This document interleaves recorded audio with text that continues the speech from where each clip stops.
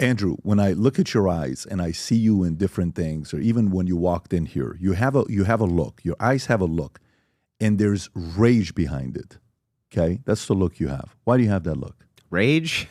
Yeah, you have rage. There is a certain look where, it looks, you're skeptical always, and you have rage and a look that you trust nobody. Well, maybe to an extent. In this industry, you can't trust anybody. You probably know that well. I've noted that there have been many hit pieces on you. And the more famous, and the more famous you get, the more there'll be. Same here. I have tons and tons on me as well. And one of the few people in this industry that I do trust, you probably know Steven Crowder, right? I saw what these people did to him. I saw what they did to him. And I saw what the people who were supposedly on my side did to him. I call them the sewing circle Christians. And these people do basically keep me in a continuous state of rage. And the reason why is this. It's like, I'm sure you've heard the Teddy Roosevelt, the man in the arena speech, right? That's what a guy like Crowder was and is, the man in the arena. Just everybody's a critic, And I remember when that video came out, that they spread it everywhere. His political enemies, his bitch ex-wife, all of them just spread it everywhere, right? He's an abuser, he's a this, he's a that. And I'm like, I remember watching that video and thinking, that ain't even that bad. That ain't even that bad. In the backyard of the house. Yeah, I was like, man, I've been in worse fights than that with my old lady. What are you talking about, right? I actually agree. Yeah, I was like, I've been in worse fights than that with my old lady over way less. Over way more petty stuff. You know what I mean? Yep. And it's like, and the thing is, it's like all these holier than thou people. This guy, this clip. Yeah. Yeah, we've all seen this. Yeah. And it's all these holier than thou sewing circle Christians are like, how could you endorse an abuser? How could you defend an abuser? How could you do this? And I'm thinking, shut up, you lying snake. Like, there's no way you're going to convince me that in the course of your relationship of 20 years, that if we had cameras on you at all times, we're not going to find this moment times 20. It's going to happen. Just shut up. 100%. Yeah, just shut up. Stop bullshitting me. You know what I mean? But the thing is a lot of those people who are the critics, let's say in your case, my case, Crowder's case, many others, a lot of that, I think, comes from a position of jealousy. And it comes from a position of envy. And because of that, these people, all they do is criticize. But my challenge has always been to the sewing circle Christians, well, where are you? Like, I'm on the other end of the most diabolical people daily. I'm in the most hostile environments, the most hostile panels, right? I'm always completely surrounded. I've never seen any of you. Where the hell are you? Well, you're siding with our enemies because I'm too mean, or Crowder's too mean, or anybody who defends themselves is too mean. Why don't you show us how it's done? And they're nowhere.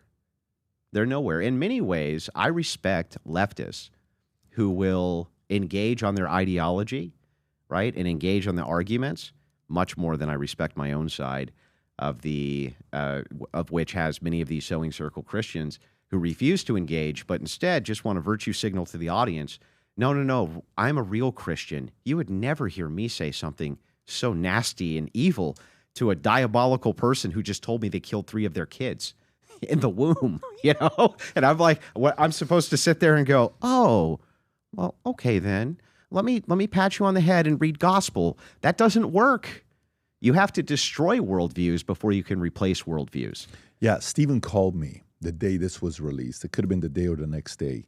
And he says, hey, I just want to tell you, here's what's going to release, was already released. This is what really happened. I'm listening to him for 45 minutes. And the call-in's like this. I said, Stephen, you will never hear me comment on this. I said, we're not commenting on this kind of stuff. And Rob and I talked about it. Rob, if you remember, we're doing podcast prep. I'm like, this is really not a topic I want to talk about. Marriage is hard. People got to figure it out. Of course, if it's like, someone shot and killed or something like that, okay, we have to comment on that. But an argument like this, let them handle it the way they did. I thought it got out of control and it wasn't it became too much of a thing. Because it was around the same time that he was negotiating the contract with what do you call it? With Daily Wire, right? Yep. And where he came out and he read the contract and what they offered him and all this stuff, that we commented on. And I said, look, you know, when you do something like that, I would be hesitant to ever making an offer to you. Because then it's kind of like, are you going to go share my contract with them publicly? But Crowder, to me, he's a guy that... Yeah, well, Jeremy Boring and those people at Daily Wire shouldn't have been trying to negotiate with his ex-wife on the side. We Yeah. we reacted to that God knows how many times. And then, trust me, I don't think anybody in the market would say, you know, we are best friends with Jeremy Boring and Ben Shapiro, and Ben Shapiro loves us. And you know, it's like, no, I've been on his show. He's been on my show. Yeah. We invited him. He's canceled a couple times. Jeremy Boring's been on. We've had good conversations. Actually, Jeremy Boring, we had a very good conversation together. But I don't know, when the whole Candace thing that was taking place, everybody thought Candace is automatically going to come here. They blamed us for, you know, this is what's going on. No, I'm on the phones. I'll help you. I'll help you. I'll help you. What, Sure. You know, our enemy is on the outside. My, you know, sometimes the distractions. Can you tell me while you're going through this, what do you mean by, did you call it sewing circle Christians Sewing that got circle 3 Christians. abortions? Well, who are you talking about? Well, on my side of the aisle, most critics, right, because I engage oftentimes, my argument style starts and ends with Christian ethics. That's always the viewpoint that I'm coming from, whether I'm debating politics or I'm debating social issues or I'm debating any of these things. That's my grounded foundation. So most of my criticisms don't actually come from leftists, though many of them do. They actually come from a particular brand of Christian. And I don't know if what you would say, maybe virtue signalers, right? They're always trying to signal their virtues. And it's always like, oh my God, you smoke cigarettes, or, oh, you drink beer. Real Christians don't drink beer. Like, it's always petty criticisms. But anytime there's controversy around me or a clip taken out of context or something like this, these are the first people to rush in and give me universal condemnation, mostly so that my enemies will look at them. And these are leftists, right? They want leftists to look at them and think, you're the good Christians. And it's like the whole time. So in other words, the whole time these people are burning the whole forest down around our ears, right? And I say, hey, put those fucking matches down. They're like, hey, don't say the F word. I'm like, well, wait, we got a bigger problem here. We got a bigger problem here. Nope, you said the F word. Yeah. That's no good. Yeah. And so those people to me are like the Who are lowest they? of the Who low are of the they? low. Well, I mean, if you want specific names. Specific names, if you're comfortable saying, who are some of them? So I would say people like Lila Rose, representatives like Lila Rose. I would even say, reps like Trent Horn, people like this. These are people who they themselves may not necessarily levy the criticism directly, but it's the influence that they have over the various audiences that they have that then go and direct these criticisms towards you. Got it. Though I never actually see these people in the arena debating these social issues with anybody. They'll do abortion debates, things like this, but I never see them surrounded with a panel of like the worst degenerates on earth debating all of their worldviews simultaneously. But they have tons of criticisms for people who do. And I'm like, well, where are you? Nowhere. And where are you, by the way, when anybody wants to debate you on why it is that you're so inactive when it comes to the culture war and social issues, right? They turn all that stuff down. They refuse to argue with the red pillars. They refuse to argue with any of these people. They literally just refuse to engage. Tons of criticisms, absolute refusal to engage. Got it. So Lila Rose, one time I was on her show, this was about a year and a half ago, and we were talking about, I don't know how abortion came about. And I just kind of gave my view, and then she disagreed and went back and forth. I'm like, okay, yeah. And it's very obvious she's like the fully goody two shoe, like everything I do right, that's what it is. But to me, I think there's a place for her as well. But guys like you, you know, to become you have to have lived a shitty life to get tough and be willing to go in the arena and be able to handle it. You just have to. I agree. You have to have lived a very, very rough life. And you don't just say, let me raise kids and make their life a living hell to raise a Andrew Wilson. That's not how it works. You go have a very, very difficult upbringing. You got this pain, this callous, all this stuff that you've carried, and then boom, and you're like in fight mode and fight. Like, what's the next one?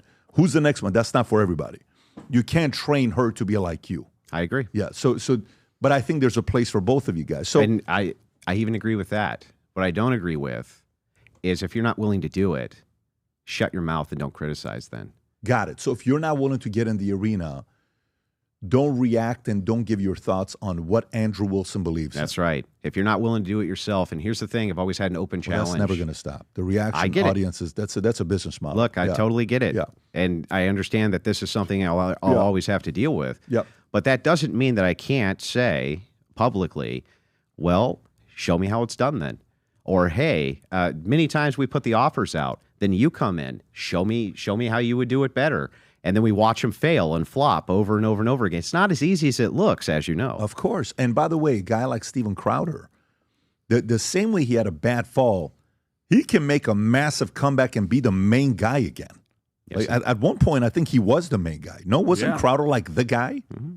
Oh, yeah. He was and the guy. He's coming back. Yeah. No, I'm so glad he's coming back. Me I'm so too. glad you can see the eyes, the eye of the tiger is back in it. Yeah.